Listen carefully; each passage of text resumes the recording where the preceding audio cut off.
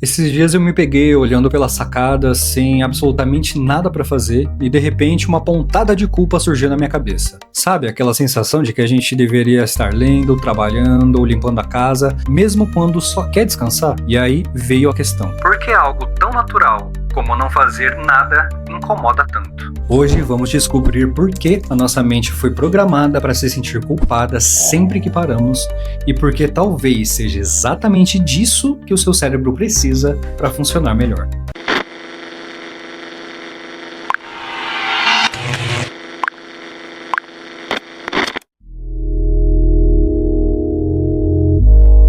Todo mundo conhece o cenário. Um domingo à tarde, sem obrigações. Você se permite relaxar, mas segundos depois, a voz da produtividade aparece. Ela não é um convite, é uma cobrança. O que você está fazendo? Você está desperdiçando tempo. Essa voz não é um acaso. Nós carregamos essa culpa como se fosse nossa, mas ela é um reflexo de como a sociedade nos enxerga e nos faz enxergar. Fomos condicionados a acreditar que o nosso valor como pessoas depende do que entregamos. Se não estamos produzindo, sentimos que não estamos sendo úteis. Mas essa sensação de que descanso é pecado não nasceu com a gente. Ela foi construída ao longo de séculos de mudanças históricas.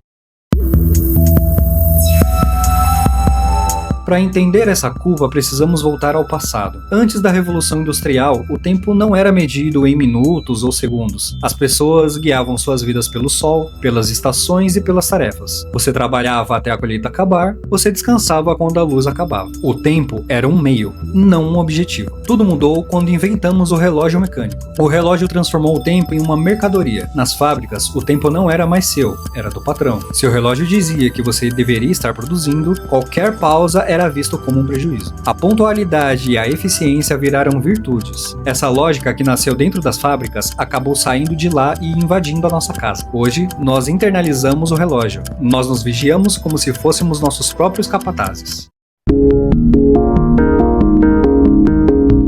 O mais curioso e preocupante é que a ditadura da produtividade chegou ao nosso tempo livre. O lazer, que deveria ser espaço de leveza, virou um projeto de melhoria pessoal. Hoje, raras vezes fazemos algo apenas pelo prazer. Lemos um livro para aprender algo novo. Praticamos exercícios não pelo bem-estar, mas para otimizar o corpo. Até nas férias tentamos aproveitar ao máximo, com agendas lotadas, como se descansar fosse uma tarefa que precisa ser cumprida com perfeição. Transformamos o ócio em trabalho. E quando tentamos não fazer nada, a culpa nos persegue porque sentimos que estamos quebrando o contrato da produtividade constante. Um exemplo disso é o Bobbie Goods, um livro de colorir que adultos aderiram, o que é ótimo, afinal, colorir é uma tarefa manual e relaxante, divertido como era na infância. Mas não demorou muito para que essa diversão fosse monetizada. Perfis mostrando qual a melhor canetinha para comprar ou como fazer o sombreado do momento bateram milhões e milhões de visualizações. E aí você se viu entre duas opções: monetizar seu novo hobby também ou ficar com vergonha de suas pinturas e abandonar, como se fosse uma competição por aprender melhor, mais rápido e ter que provar isso para alguém. Outro fato curioso é que ninguém se sente culpado ao assistir por horas vídeos nas redes sociais, mas sente um peso enorme ao passear no parque, tomar um sorvete ou até acordar um pouco mais tarde no final de semana.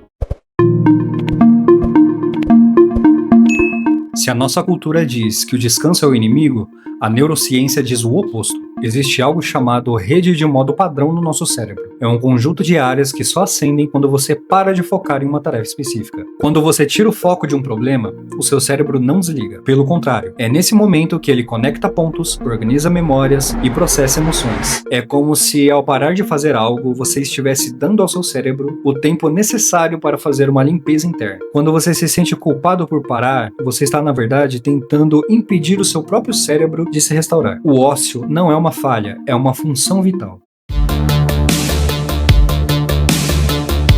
Precisamos urgentemente mudar a nossa forma de ver e lidar com o descanso. O oposto do trabalho não é o ócio. O oposto do trabalho é a exaustão. O ócio não é o fim da produtividade, é o espaço que você abre necessário para a sua liberdade. O filósofo clássico viu o ócio como um momento em que a mente se liberta das exigências externas para se encontrar. A alienação, por outro lado, é quando perdemos o controle da nossa vontade e passamos a agir apenas seguindo ordens, sejam elas ordens externas ou a nossa própria obsessão pelo sucesso.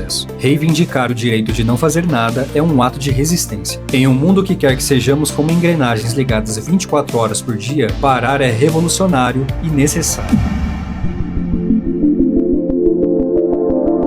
Depois de tudo isso, fica a questão: será que a gente consegue dar um passo atrás? A culpa que sentimos ao não fazer nada é, muitas vezes, apenas o eco de um sistema que nos condicionou a sermos úteis o tempo todo. Minha resposta é que a gente tente não obedecer essa urgência. Começar aos poucos a reconhecer que o nosso valor não depende da nossa produtividade é talvez tudo que a gente precise para encontrar as respostas que buscamos. Quem disse que precisamos provar algo para alguém? E você, sente que já conquistou esse direito de apenas ser, ou essa busca pelo fazer constante ainda te persegue? Conte nos comentários a sua experiência para eu saber se tem mais gente que também se sente assim, porque no fim das contas, a vida é muito mais do que a soma das nossas horas de trabalho.